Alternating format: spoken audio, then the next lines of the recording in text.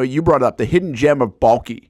Correct. In his time here. So if you take the 2021, 22, 23, and now this upcoming roster of 24, which I don't think we can grade it this way, but the last 3 years where he's been associated with the Jacksonville Jaguars, who's kind of the gem on the roster that they found? Yes, who's the hidden gem?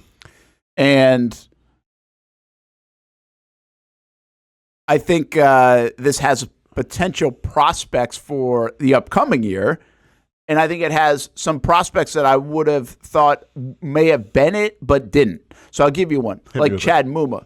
Like we were saying, hey, why are they picking linebacker again? Now, if that worked out where he's really played well for them, that would have been great. Sure. But it didn't. So we're left scratching our head. Why are we taking so many damn linebackers in Jacksonville that don't play? Yeah. Right? And, I mean, in terms of gems, he's been a quartz right now. I mean, come on. Like, let's call a spade a spade. From Zodiac to Stones here this week. I'm just saying. I feel quartz is pretty common. The one that I come back to, and I don't know if people would agree on this, is Walker Little. I quietly think he's been a very important piece of the puzzle for the Jacksonville Jaguars, even though he hasn't played the most games of anybody. Now, you could also, this could be a very polarizing one. You could say, why'd you pick him in the second round? Yeah, well, and that's the thing, too. It's when you take somebody that high, I mean, are they really a hidden gem? That's a fair point. I mean, like okay, for that's instance, like I hear, like, if you were to describe a hidden gem, first guy that comes out to me, it's Puka Nacua. Yeah. They found a guy deep in the draft who has like changed their entire team. Yeah, I think Telvin Smith in the past was a hidden gem. Yeah, that's a good point. Mm-hmm. So does he have any? I mean, I think Quincy Williams. Like once, I think Quincy that was Williams. Prior to him. Yeah, that's prior to him. But like my point is, like even though Quincy was drafted high, like he was drafted higher than obviously a lot of people expected to do. For what he's been able to accomplish in the NFL, I think he's a hidden gem. I think maybe this is the problem with Baalke for a lot of fans, is he hasn't. See, like we've gone. It's an interesting narrative. We have gone from Jags can't pick in the top 10. Well, the Jags do pick in the top 10, but they can't find anybody in the top 10. And you can't build a team if you keep missing the top 10. If you keep missing your first rounders, you can't be a successful team. Yeah. Well, all of a sudden, the Jags, outside of 2020, which again, that was on Caldwell, but go back to 19, you get Josh Allen, and then you get the rest of these guys from Trevor to ETN to now Anton Harrison. Looks pretty good. I mean, now you're starting to hit on those first-round guys. Like, I think that's very important. I think we slide that under the table, be like, yeah, whatever, you're supposed to. Well, wait a minute. For 10 years, I was covering this football team, and you couldn't. Mm-hmm. Like, it didn't happen. Then that's why they were stuck in the basement. So let's not just dismiss that. That's a big part of this. But I think the beef that people have now is, where are those fines? Where's the Jan, right? Jan was like that. The Brandon Linders in the third round. Sure. Where's the Telvin Smiths, to your point? Like, Caldwell actually did a pretty good job of finding some of those guys over the years. Kind of just missed on the early guys. I mean, Alan Hearns. Hearns was an undrafted, right? That was a hidden gem for at least a year. Or two, really. Coach Ripley brings up, I think it's a good one, deserves consideration, Devon Hamilton. Yeah, what draft was Hamilton now? Hamilton would have been 2020. 20, so that's really third round. And Baalke was on the front office. Third round. Fourth round, I think Hamilton wasn't he? It says third round, pick 73. Oh, he's a third round guy. Okay. I was out of my mind he was a fourth round, out of Ohio State, third round. Not bad. Not bad. Yeah, well, now it's hard to say it right now because he comes off that injury year. Like when they paid him, you could. But he did get paid for a reason. Yeah. You know, he did show a lot of promise. Now the injury is another thing, but I mean, I think Hamilton's at least worth consideration. How else have they done on undrafteds since Baalke's been here? I can't come with so Trevor, Travis, Anton. These are all first round picks. Yeah, those are first round picks. These aren't hidden gems. Like they're expected to be brought in and do their thing. Yeah, I think you're missing a little of the context there, which is okay. But that's not it. The gem has been, again, these aren't hidden. The gem has been some of their frontline moves, like free agency, like Evan Ingram. I mean, that's been an unbelievable signing for the Jacksonville Jaguars, really, if you look at it. But that's not hidden.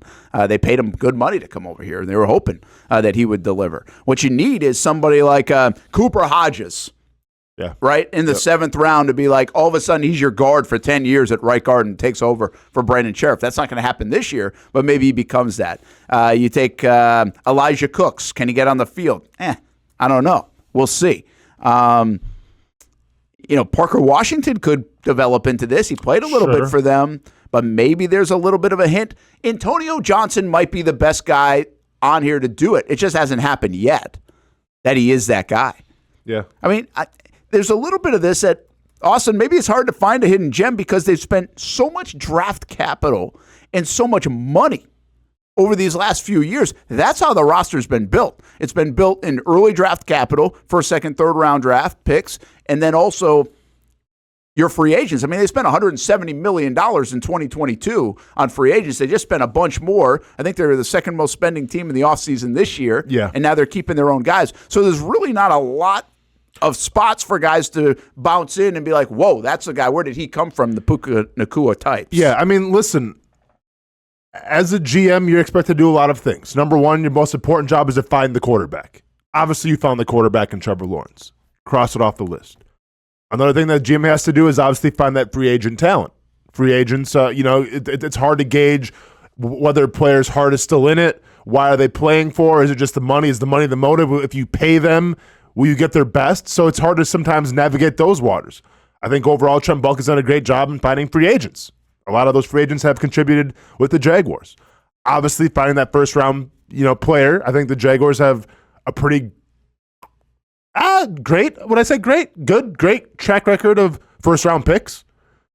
But also, I think a job as a GM is to find those gems, is to find those guys in later rounds that nobody really talks about, that kind of go unnoticed for whatever reason, and you bring them in, and they have an immense help for your team.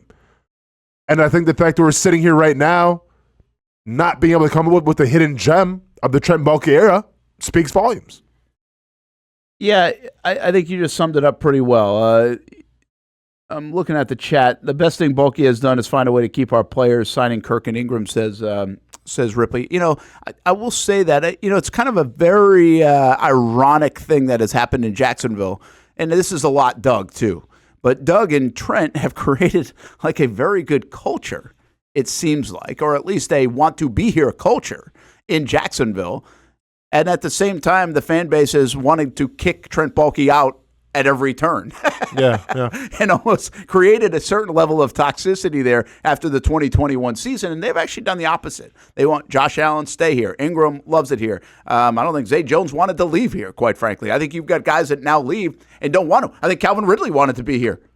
Obviously he got a better deal, but I think he wanted to be here. Like, you don't have guys asking out. So I think that's a good point, Coach Ripley. I'll give you the hidden gem. I don't know how much of this should be on his watch, but right now the hidden gem for them as an organization, let's just say, might be Dewey Wingard. Now, he came in 19 as an undrafted guy.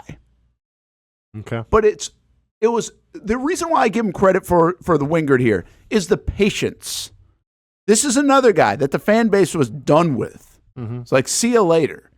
And they kept him, and they obviously valued him as a special teams guy. He has his role increased. I think he played an important part in that 2022 season as well. They re-signed him. So he's got a little bit of a hidden gem factor for the organization. I don't know if that's all Baalke, but I think patience paid off a little bit with him, much like it didn't with Quincy Williams. Now, different level guy. I mean, Wingard's more of a special team backup safety. Yeah. Quincy Williams made like either All-Pro or Pro Bowl, whatever it was, right? Yeah.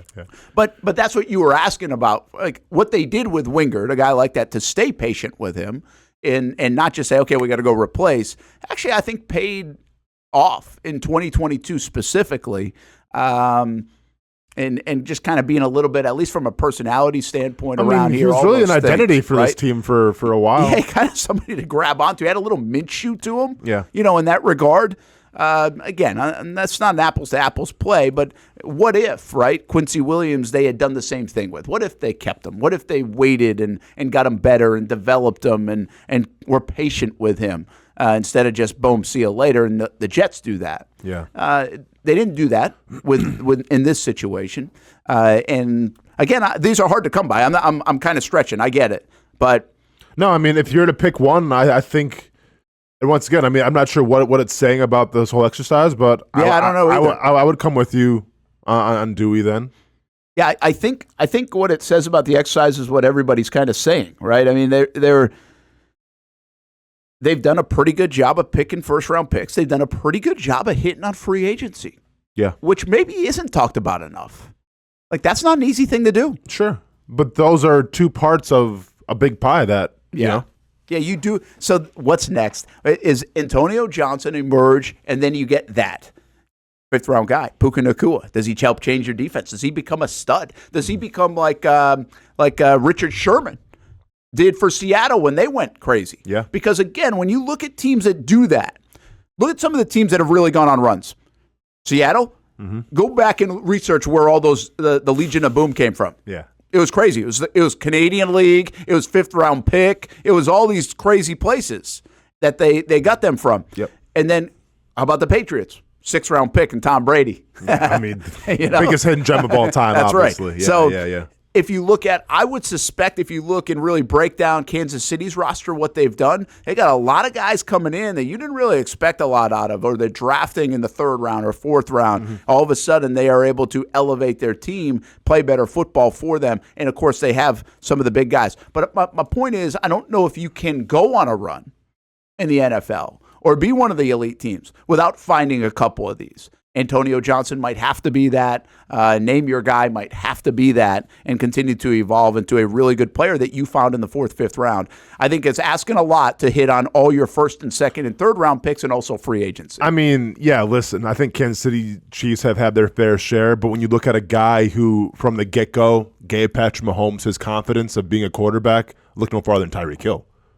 Yeah, where was he picked? He was taken in the fifth round. Oh, he was a fifth rounder. I didn't realize he was that late. Yeah. Well, there you go. Say no more. Changed the whole league. Changed the whole league. Obviously gave Patrick Mahomes his confidence. Not Patrick Mahomes is still a great quarterback without him, but like those first couple of years helped Patrick Mahomes a lot. And there you go, a fifth round pick out of, I forgot where he went to college. West Alabama. West Alabama. Well, he started at Garden. So was he in a community college? Went to JUCO in Garden City, Oklahoma State, left Oklahoma State, and then went to West Alabama. Fifth round pick. 165. Yeah, and man, it's just, but I think, you said, what's the point of this exercise? Well, maybe the exercise we just found out is if you're going to win big, you've got to get a couple of those guys that you found. Got to have them. And even your point, when the Jags did win big in 2017, sure, they might have hit on some of the early guys like Ramsey and even a Miles Jack, but they also got Telvin Smith. And I would say what Jan gave you in the third round or what a Brandon Linder gave you in the third round was significantly more than you would even expect out of a third-round guy. So, yeah, I think you need to hit somewhere in there. Who are those guys going to be? Jordan Jefferson is a fourth-round pick this year at defensive tackle. Does he end up emerging? Some of those fifth-round guys, it'd be fun to watch. I think that's what we learned. You need to find one or two of them to really contribute.